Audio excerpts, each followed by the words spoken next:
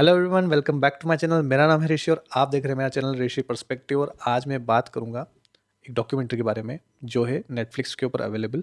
आप देख सकते हैं, ये डॉक्यूमेंट्री है यो यो हनी सिंह फेमस की। अब इस नाम से ये डॉक्यूमेंट्री है और इस डॉक्यूमेंट्री के अंदर हनी सिंह के बारे में शुरू से एंड तक कई सारी जानकारी है जो आपके मन में सवाल होंगे, आप हमेशा चाहते होंगे देखना, वो आपको ज़रूर पूरे हो जाएंगे। तो इस डॉक्यूमेंट्री की शुरुआत होती है उनकी फैमिली के बारे में बताते हैं, उनकी फैमिली के सपोर्ट के बारे में बताते हैं और हनी सिंह ने कैसे अपने पहले गाने की शुरुआत करी, उसके बाद में उनके वीडियो एल्बम रिलीज़ हुए, लोगों में उनका क्रेज़ हुआ। उन्होंने धीरे-धीरे जो सक्सेस हासिल करी, उसके बाद में वो बॉलीवुड से जुड़े। बॉलीवुड से जुड़ने के बाद में उनके पास में बहुत सारा काम आया, जिसको काम करते हुए उन पे वर्क प्रेशर बहुत आ गया, वर्कलोड बहुत आ गया। वो बहुत ज़्यादा काम कर रहे थे, इतना स्ट्रेस ले रहे थे और सो भी नहीं पा रहे थे। इस वजह से उनको मेंटल इश्यूज़ होना स्टार्ट हो गए, ठीक है? बाइपोलर इश्यू जैसा कि उसमें मेंशन है, उनको प्रॉब्लम हुई। और धीरे-धीरे इस तरह की मेंटल सिकनेस और इलनेस की वजह से वो काफ़ी ज़्यादा प्रॉब्लम में आ गए और इसी वजह से शिकागो में जो उनका एक शो था, वो उन्होंने कैंसल किया और उसके बाद में वो घर पे आ गए। और उनके जो डिप्रेशन की वजह से उनका जो लंबा समय था, उसमें वो काफ़ी मेंटली ब्रेकडाउन रहे। और देखते-देखते मुझे खुद को फ़ील होने लगा कि सच में एक व्यक्ति जो इतना फ़ेमस है और इतनी ऊँचाई पर पहुँच गया, सक्सेस को देख लिया उसने, वो किस तरह से एक ऐसे ज़ोन में चला जाता है जहाँ से वो वापस आना चाहता है, he wants to come back. और इस जर्नी के अंदर, पूरे जर्नी में सबसे बड़ा सपोर्ट रहा, वो रहा उनकी फैमिली का। और इसमें जो कई जगह पे जो उनकी सिस्टर का जो है, उनका सपोर्ट जो दिखाया गया है, I was very touched by that. उसमें उनके सिस्टर का काफ़ी सपोर्ट रहा है, उनकी फैमिली का इतना जो सपोर्ट रहा है, इसी वजह से हनी सिंह आज वापस कम बैक कर पा रहे हैं। तो और उसके बाद में हनी सिंह ने बताया कि मैंने जैसे जो कई अलग-अलग तरह के एलिगेशंस थे उनके ऊपर, जैसे एक वो बलात्कारी सॉन्ग की बात हो रही थी, जिसके अंदर उन्होंने ये बताया कि ये सॉन्ग मैंने नहीं लिखा है। और निर्भया वाला कांड जब चल रहा था, उस वक़्त उस चीज़ को उससे एसोसिएट कर दिया था और उस तरह के जो एलिगेशंस थे, उसके बारे में भी इस डॉक्यूमेंट्री में दिखाया है। और इसके अंदर एक और जो गाना था, वॉल्यूम 1, जो शायद सभी ने सुन रखा होगा, मैंने भी सुन रखा है। और उसके लिए साफ उन्होंने इनकार कर दिया कि मैंने ये गाना नहीं लिखा, ना मैंने बनाया है। बोल रहे थे कि ये इस तरह के एलिगेशंस है कि माफिया मुंडी ने इस सॉन्ग को लिखा है और बनाया है करके। लेकिन उन्होंने इस एलिगेशन से पूरी तरह से इनकार कर दिया। और इसके बाद में बात आ रही है कि जब उन्होंने बताया कि किस तरह से पूरा एरा चेंज हुआ 2016 के बाद में से लेकर अभी तक में, टाइम्स ऐसा बदला कि लोगों को वो गाने जो पहले पसंद आते थे, वो आज भी पसंद आ रहे हैं, लेकिन जब वो नए गाने लिख रहे हैं, लोग उन नए गानों को पसंद नहीं कर रहे हैं। और अच्छी बात हनी सिंह की ये बात रही, जो मुझे पसंद आई स्पेशली, वो ये कि वो समय के साथ बदल रहे हैं। वो ऐसा नहीं है कि वो एक ही गाना लिखना चाह रहे हैं।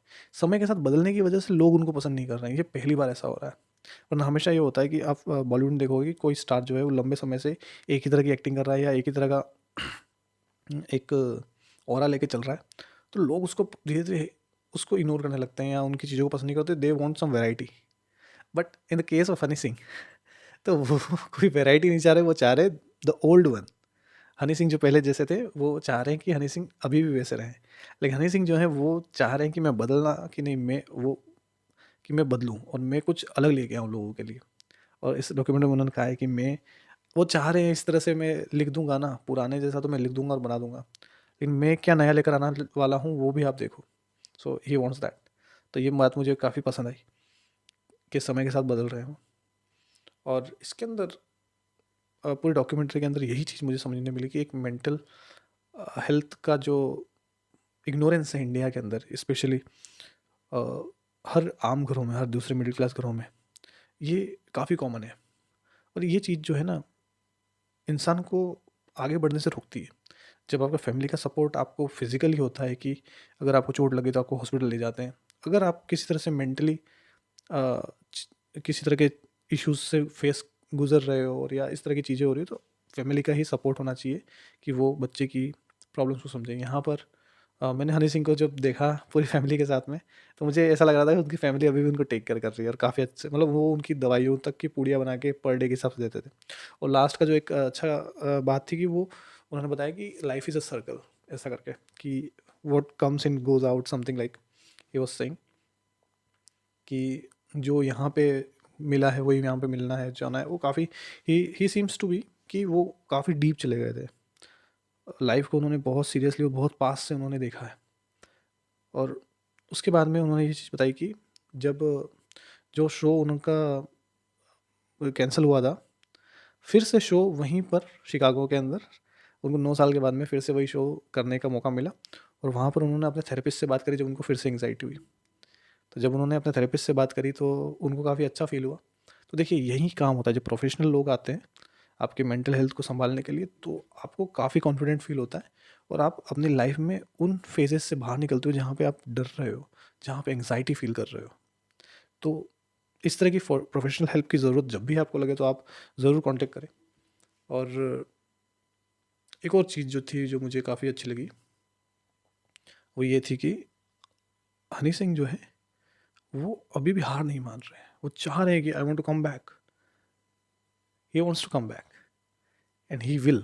और ये उसके अंदर डॉक्यूमेंट्री दिखाया एट द एंड जब ख़त्म हुई, तो I was very a bit of emotional, a bit of excited, a bit of like so many emotions, so many mixed emotions were there. तो मुझे काफ़ी पसंद आई ये डॉक्यूमेंट्री। और इस क्योंकि जब बात आती है मेंटल इश्यूज़ की, तो मैंने भी एक मेंटल इशू फेस किया है। वो मैं एज अ सॉफ्टवेयर, जब as a IT engineer, as a software engineer जब मैंने ज्वाइन की मेरी फर्स्ट कंपनी, तो उसमें मैंने तकरीबन 1.5 साल काम किया। उसके बाद मुझे स्विच लेना था। तो मैंने जब स्विच लिया, तो मैं जिस कंपनी में गया वो जो है वो मॉरली और एथिकली काइंड ऑफ काफ़ी अच्छी कंपनी नहीं थी, जो लेबर लॉज को फॉलो नहीं करती थी, और वो किसी तरह से मुझ पे दबाव डालती थी काम बहुत ज़्यादा कराने का। उसके बाद में अप्रिसिएशन तो बिल्कुल नहीं देती थी। तो उसके बाद में जब मैंने उनसे छुट्टी मांगी, क्योंकि मेरी शादी होने वाली थी, तो मुझे थोड़ी सी लंबे समय की छुट्टी चाहिए थी, और मैंने कहा था कि मुझे चाहे तो आप अनपेड लीव दे दो, ठीक है। तब भी उन्होंने किसी तरह से एक कंस्पिरेसी की, कुछ तरह से साजिश की, और मुझे ऐसा काम दिया जो मैं नहीं कर सकता था, और उसके बाद में मुझे बोल दिया था कि आप काम करने लायक नहीं हो, और ऐसे करके मुझे कंपनी से निकाल दिया। खैर मुझे 2 महीने का थोड़ा सा टाइम लगा, लेकिन मैंने दूसरी कंपनी ज्वाइन कर ली। लेकिन इस जो सिचुएशन के बाद में मेरे अंदर एक एंग्जाइटी बैठ गई, एक डर बैठ गया। वो था इम्पोस्टर सिंड्रोम। इम्पोस्टर सिंड्रोम एक ऐसी चीज़ है जिसमें आपको हमेशा लगता है कि जो भी हो रहा है वो लक से हो रहा है। Everything is happening around you is happening by luck. आप जो भी कर रहे हो, कुछ भी हो रहा है वो लक की वजह से। आपकी खुद की स्किल्स के ऊपर, आपके अपने टैलेंट के ऊपर आपको बहुत डाउट हो जाता है। आप अपना सारा कॉन्फिडेंस खो देते हो। आपको लग रहा है कि किसी भी वक्त आपके साथ में ऐसा होगा कि कोई आके आपको पकड़ लेगा, और ये बात जान लेगा कि आप बस लक के सहारे चल रहे हो, और आपको निकाल दिया जाएगा। तो ये काफ़ी ऐसा समय था जो मैंने स्ट्रेसफुल टाइम अपना निकाला। लेकिन मुझे जब जो जिस कंपनी में मैं गया था वहाँ से मुझे काफ़ी सपोर्ट मिला कि किसी भी काम को करने के लिए, मतलब हार्ड एंड फास्ट नहीं होता है। ठीक है, इस काम को आप अलग अलग तरीक़ों से भी कर सकते हो, अपना खुद का दिमाग लगाओ, इस तरीके से करो, उस तरीके से आप, जब आपके पास में काम करने के लिए कोई बाउंडेशन नहीं होती है, कोई बाउंड्री नहीं होती है, आप लिमिटलेसली तरीके से सोच सकते हो, अलग अलग तरीके से एक्सपेरिमेंट कर सकते हो, तब इस तरह की चीज़ें आपके दिमाग में कभी नहीं आती। और मैं धीरे धीरे इस सिचुएशन से बाहर निकला, और आज मैं जिस कंपनी के साथ काम कर रहा हूँ, वो मैं I am very happy with that. तो ये भी मेरी भी खुद की भी एक जर्नी थी। इस सिंड्रोम को बोलते हैं इम्पोस्टर सिंड्रोम। तो हनी सिंह की इस पूरी डॉक्यूमेंट्री से मैंने एक बात सीखी, वो है सही टाइम पे सोना। नींद आप सही टाइम पे लो। आप सही टाइम पर जो है नींद लेने के बाद में अपने फैमिली को टाइम दो। फैमिली को भी टाइम देना ज़रूरी है, अपने काम को भी टाइम देना ज़रूरी है, और अपनी नींद को भी टाइम देना ज़रूरी है। और इस तरह से अपनी लाइफ को बैलेंस करके चलो। और ये सब जो है बाकी लाइफ के अंदर जो चीज़ें आनी हो आएगी, और जो जानी हो जाएगी। So that was the whole story of this documentary, and I was very happy after watching this कि इतनी अच्छी डॉक्यूमेंट्री मुझे देखने मिली। और and I recommend you to watch this on Netflix. Thank you very much, guys. And if you want to support me, and if you want to listen more about myself and about the other things, I am here. Please do subscribe to my channel. I'll come back with some more different things I have. मेरे दिमाग में बहुत सारी ऐसी चीज़ें चलती रहती है जो मैं आप लोगों के साथ शेयर करना चाहता हूँ। बहुत से आइडियाज़ भी, इससे पहले मैंने एक आइडिया शेयर किया था, उन्हें डिलीट कर दिया। Right now I am working on that thing, but I will definitely bring some good content for you. तब तक के लिए बाय।